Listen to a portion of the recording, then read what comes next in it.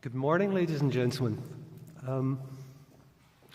As is my wont, too many slides and not enough time, but I'll do my best.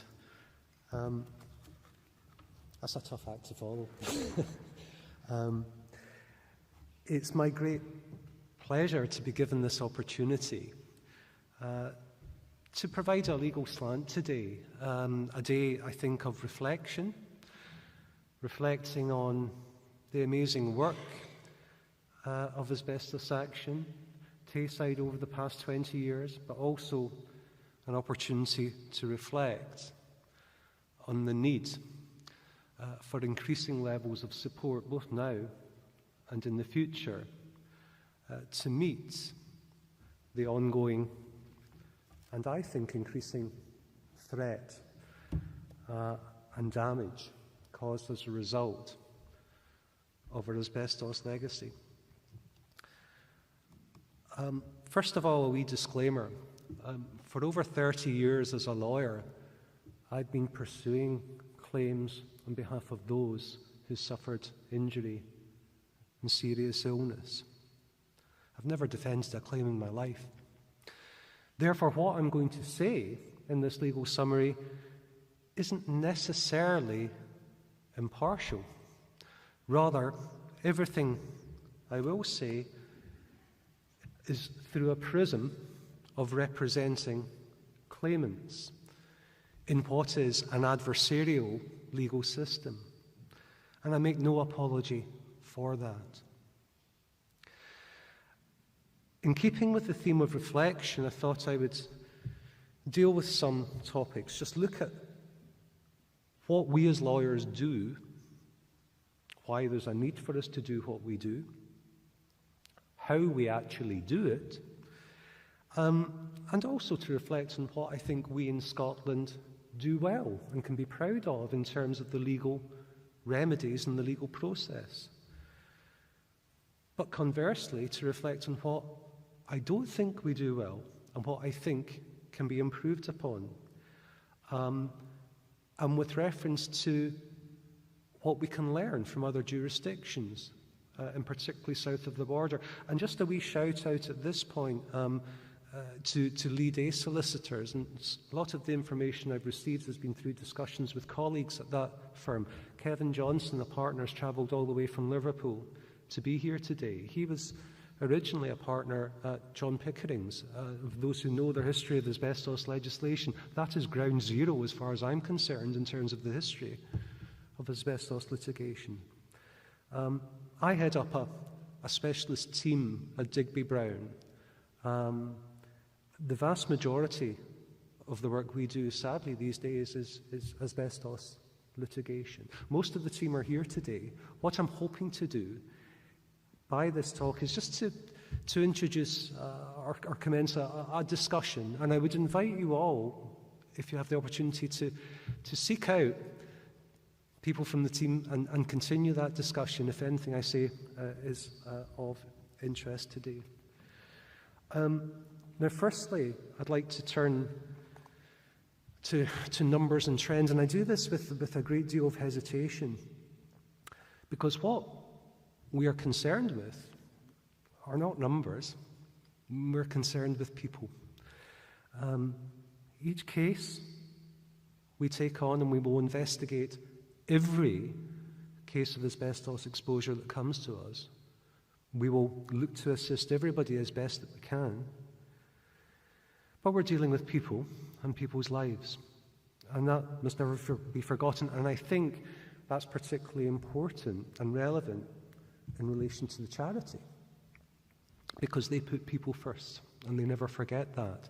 It's about one-to-one support. It's about personal contact and personal relationships and maintaining that relationship and that level of support. That said, we turn to a rather familiar image here.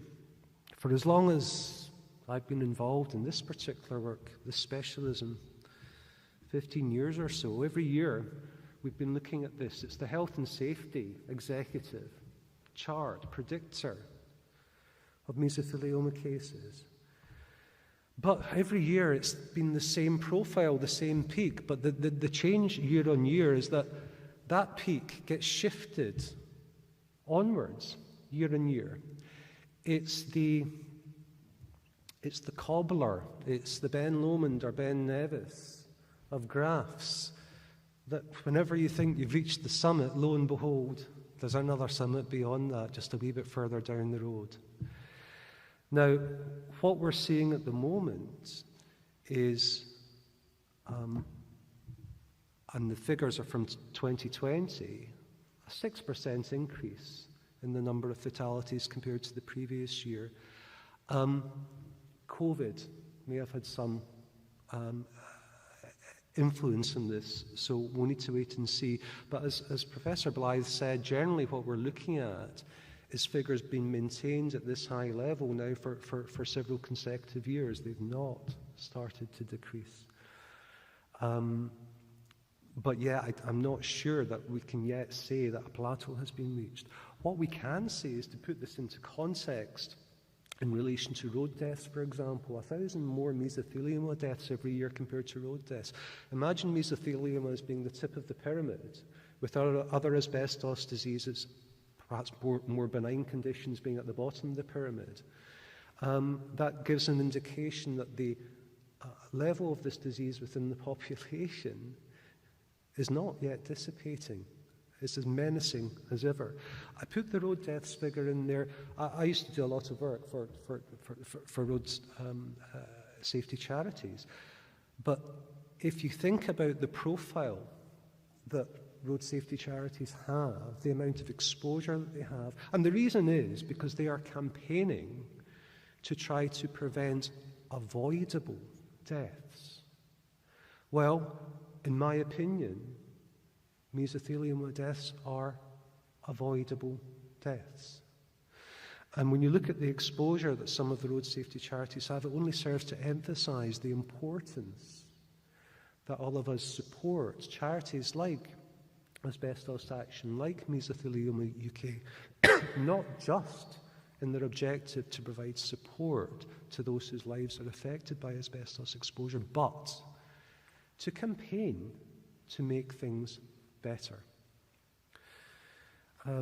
Other trends, sadly, is that we're seeing a move away from the traditional types of exposure. We've seen construction industries, smaller trades. Sadly, we're now seeing increasing numbers of younger clients, increasing numbers of women, and increasing numbers of cases where there's no obvious occupational exposure, raising the question as to whether this is related to incidental environmental exposure. Again, Professor Blythe touched on that. So with that said, what do we as lawyers do? Now at this point, I would normally find my soapbox and stand up and start thumping my tub.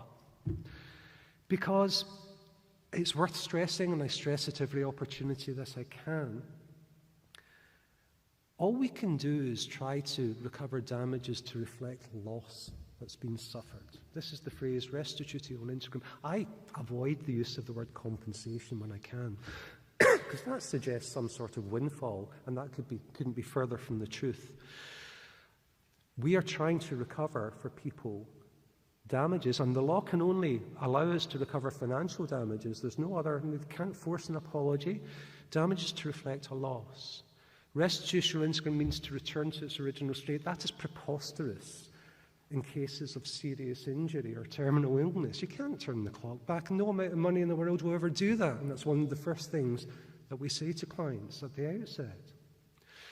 But because the law is limited by this remedy, our job is to try and do the best that we can. And the very least that any asbestos sufferer deserves is to receive damages that at least attempts to measure that loss.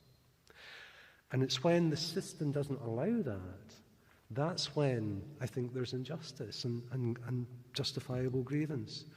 But let's not forget that if we're able to recover civil damages for clients, it's based upon wrongdoing. As I say, it's not a lottery win. It's not something for nothing. It is damages recovered because people, employers, back in the day didn't do what they should have done. And the bar isn't very high. All employers, any employer under the common law has to do is just act reasonably, take reasonable care for the safety of employees, provide a reasonable place of work, reasonably safe work equipment. And it's where an employer does not take those reasonable steps to reduce or minimise a known risk of injury that negligence arises. And we have clients who have loyalty to their employers back in the day. They might well have been nice employers.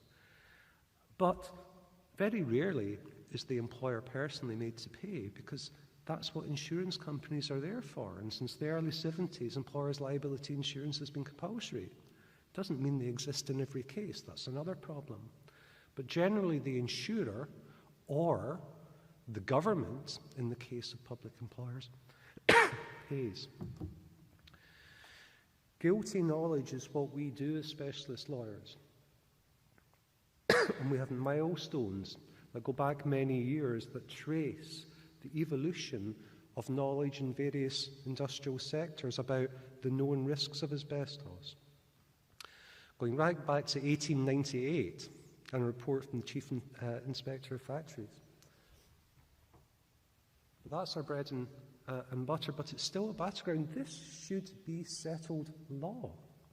There should be consensus about what was known when that triggers negligence and liability. Sadly, it's still very much a battleground in England and Wales, but also in Scotland. And I highlight this case. This is not one of our cases, but it could have been a very recent case that was decided in the Court of Session, which I think is wrong. The case involved a joiner cutting asbestos sheet. Typical story. The employer was not a small employer, Bovis Construction, but the date of the exposure is relevant. There wasn't much exposure working on the roof of a car park. But in his lifetime, the case settled. The sufferer, Mr. Watt, received damages in his lifetime. And of course, the good thing about the law in Scotland is that once the lifetime case is settled, the case is put to one side but can then be resurrected on behalf of the family. And that's what happened in this case. But instead of liability arising, as the law says it should, it remained a live argument. It was never conceded. And the insurers fought the case in relation to the family's cases. And they won on the basis that the exposure was low. And the judge held that at the time, 1963, that particular employer, Bovis Construction, could not have known about the risks. Now,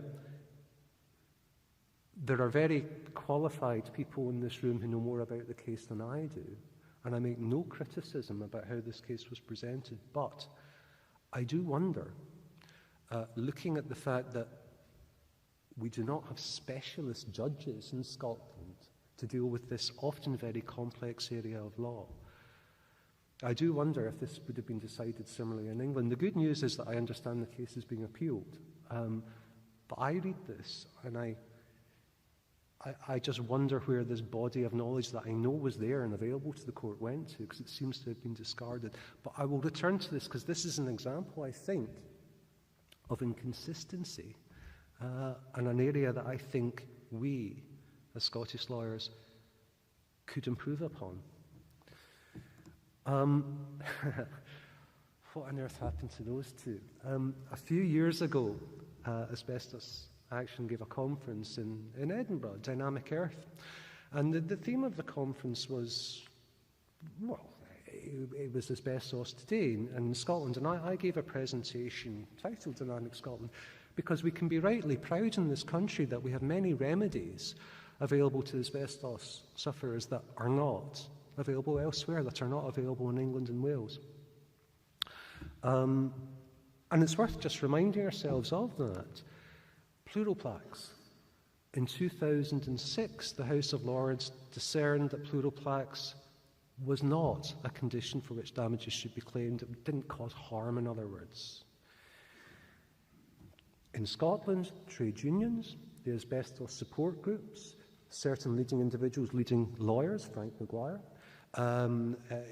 Clydeside Action, Clydebank Asbestos Group, and supportive politicians got together and campaigned. And it just shows the power of that collective will, in that the Scottish Parliament introduced legislation that now says pleuroplax is an actionable condition. Quite rightly so. It's a marker of the fact of past exposure to asbestos. That fact leaves those individuals at greater risk of future asbestos disease. How is that not an actionable condition? Well, it is, but only in Scotland, not in England and Wales. Other areas, I'll skip through these. We have legislation in Scotland that preserves the rights of families to seek damages even after the principal claim by the sufferer has been resolved. Again, that is not the position in England and Wales. Family cases, again, this is it's a jewel of the Scottish legal system in terms of remedies. And this doesn't obviously just extend to cases associated with asbestos exposure. But bereaved families, immediate family members, have a right to damages. And these can be significant, and these can make a big difference. These are night and day different from the type of bereavement damages that might be available in England and Wales. These can create a lasting legacy, a meaningful marker for the family. We have jury awards in Scotland in civil cases that aren't available in England. And these are important because these help measure damages at a level that society in Scotland deems appropriate, because instead of asking a judge what measurements of loss there should be in financial damages, we can ask members of the public. Now, this isn't available in live mesothelioma cases for reasons that I believe are to do with the Prescription Limitation Act that I don't understand. I cannot understand that. I cannot see why someone with a death sentence cannot have the same access to justice as someone with a less serious injury. Again, something to perhaps revisit. We can do things quickly in Scotland. We can accelerate the procedure, but we don't have a bespoke procedure. So although we can reduce the time period from the start of a litigation to conclusion, perhaps to 3 or 4 months, it won't always be granted. I once had a case where a judge who had no experience of personal injury refused the motion on the basis that the medical report said the life expectancy was 18 months. And they said, oh, well, the case can be concluded within 12 months. That's enough. Completely ignorant of the fact that damages are required to offer support, often urgent care, to allow the individual to make life choices. And the other difficulty is we don't have a bespoke procedure. We can truncate the timetable, but we're then having to meet all the demands of that timetable within a far shorter period. And unless people have access to resources and litigation funding, that can be extremely difficult. So where are we currently? Well, it's an adversarial system. It's trench warfare. We don't have any judges acting as referee because everything is based upon a timetable, not case management. And that can lead to equality of arms difficulties because the bad guys, by that I mean my opponents, are supported by insurance companies and have the wealth of those resources to obtain whatever reports they wish. And unless the claimant has access to specialist solicitors with appropriate case funding, there's no equality of arms. And that results, in my opinion, in injustice. We don't have specialist judges in Scotland. There's no easy route to interim damages, much needed interim damages, because you still need to either get agreement from the other side or prove the case before you can get interim damages. Often there's delay, not because the other side are arguing over whether they should accept responsibility, but they're looking for other people in the background to contribute towards the damages. Apportionment of responsibility, which has nothing to do with the mesothelioma litigation. We don't need to identify everyone responsible. We only need to identify one employer. Or even in benign cases where we pursue several defenders, there may be no real defence to the case, but the case is delayed whilst the various insurers argue between themselves what proportion each is to pay. And very often there is no positive defence. There's someone in this room that this is very relevant towards. The position that defenders put forward is they have no knowledge of employment. They're not prepared to admit, they neither deny anything about the employment or anything we say about the exposure, but their position is they intend to put the claimant to proof. So effectively they're saying, well, we've not got anything to offer here, but you still have to prove your case. Therefore, we're going to sit back and fold our arms and wait. And in the case of mesothelioma, that is, in my opinion, a tool that is unfairly applied to the prejudice of claimants, because we've got a ticking clock. The case is fought, albeit on a truncated basis, against a background of declining health, financial pressures, and the stress of the litigation. You can have a claimant who is in good health, as robust as possible, determined to proceed, but when that date comes up, knowing that they're going to have to actually go into court and give evidence, no matter what reassurance we can provide, that creates pressure. An emotional burden at a time when this is just not needed upon the individual and their families. And that often leads, cases settle, don't get me wrong, cases will settle, but it often leads to this term litigation discount. In other words, clients being prepared to accept less than the true measure of damages just to get the case brought to a conclusion, to avoid the need to avoid this threat of having to actually go to court and give evidence, to bring the process to an end. And I don't think that's fair. Why should clients diagnosed with a terminal illness as a result of the negligence of another party, why should they face this discount, this disadvantage, compared to someone with a minor injury who doesn't have that sort of pressure? People are entitled to a proper and just measure of damages, in my opinion. So we turn to England. I have to say, it was pointed out by someone else that when finding photographs of judges, generally you can find English judges with a vague smile there in their face. If you try and search for Scottish judges, you will not find a smile anywhere. This is masters in England are procedural judges. And this chap, Stephen Whittaker, he's not the former Rangers and Hibs fullback, but nonetheless a good guy, I'm reliably informed. And he had a very senior role as procedural judge at the Royal Courts of Justice. And going back 18 years now to 2004, as a senior procedural judge, he gave a speech called the Amsterdam Speech. Now, this is 2004, but he saw the need for a process, a procedure that properly served the interests of justice, specifically in mesothelioma cases, but as time wore on in asbestos cases generally. The need for a fast-track approach, recognising the reduced life expectancy, recognising that as matters were then, that by the time the proof of employment, exposure, causation was obtained, many claimants wouldn't survive to see their case concluded. Recognising that actually defenders were taking advantage of the fact that exposure occurred 30 or 40 years ago and there was no proof of employment, and by the time that would take time to obtain. Recognising that whilst cases were typically defended, ultimately the majority settled. Ultimately liability was conceded, and when it was, rarely was the value of the claim greatly disputed.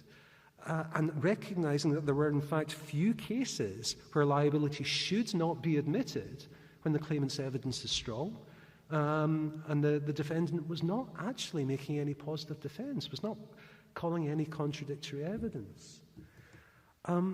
So he introduced a process that became part of the English procedure rules with specific objectives to bring live cases to a conclusion within a particular time period. So you apply to the court, you're a mesothelioma claim, you will automatically be given a truncated time period or a target with a view to bringing matters to a conclusion. That's applied to posthumous cases. But most importantly, to try to eliminate or narrow the actual liability issues. The onus was put on defendants to demonstrate that they had a real prospect of success on at least one liability issue before they were allowed to drag the case on further and take it to a liability trial. And of course that had benefits for everybody in terms of saving time, but also in terms of saving costs. So there are benefits for insurers in terms of this truncated process. And also a direct benefit for the individual sufferer in that if there's no liability defence, there'll be a summary judgment and that will automatically trigger payment of interim damages. And that relieves the financial pressure, gives the individual choices, and helps reduce this litigation discount. Because from that point onwards, it's only a question of how much, not if. So this was introduced.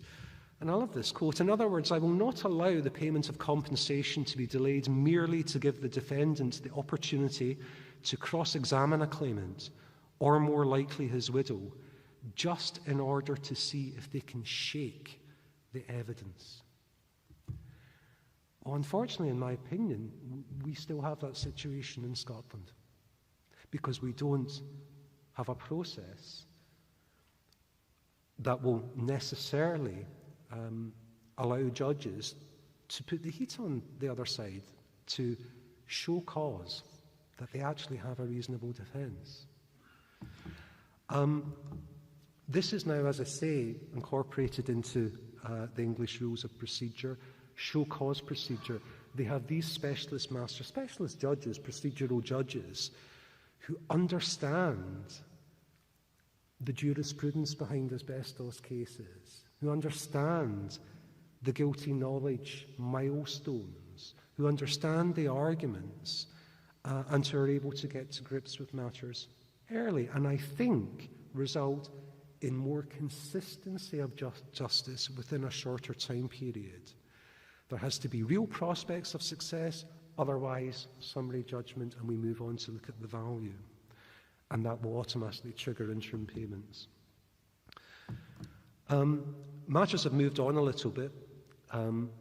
There's perhaps a wee bit less specialism, but this process doesn't just apply to mesothelioma. There's such a thing as an asbestos list, so the process now applies to all asbestos cases.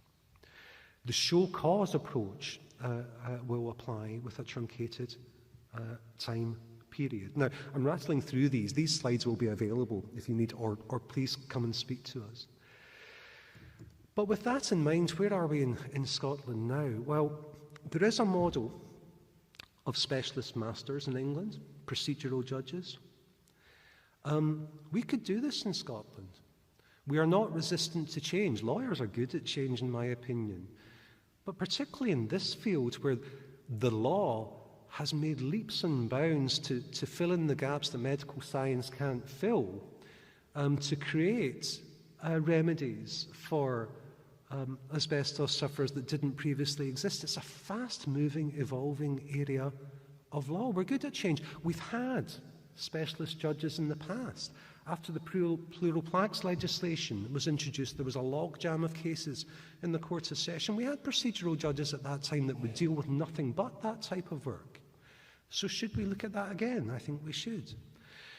Instead of applying to have a timetable truncated, let's have a process that automatically entitles people to an accelerated process. Let's have a truncated timetable automatically issued at the outset where the cause of action is mesothelioma or some other life-reducing condition. Should we have show cause cases, procedural hearings? Well, I think we should. We can, don't get me wrong, we can apply for summary decrease, but it's hit and miss how that's going to be applied. But at the time of the procedure, when the record of the pleadings is lodged, that's the stage where both sides really set down in writing what the legal case is, what the position is. should we consider at that stage importing show cause hearings into our procedure to stop this put-to-proof defence that we typically see in many cases where there should be no such defence? And I'm not talking about cases where there are valid arguments over liability. Those will always require to be argued in court. And where there is a summary judgment, there should be automatic triggering of interim payments to provide the relief needed for individuals. And how is that affected? Well, this is my objective here, but in practice, it goes back to the support groups. It goes back to Asbestos Action and their dual role, not just to support individuals, but to raise awareness, to speak to the MSPs, the Westminster MPs, to liaise with other groups, to act collectively, to act with Mesothelioma UK, to continue the conversation, to bring this to the prominence in people's minds so that in the future we're not just reacting to this disease, but collectively we can be proactive to achieve change, legal change, to make things better. And with that, I'd just like to congratulate Asbestos Action on 20 successful years and to offer our support for this fantastic charity for the future and the much needed support that they offer. Thank you.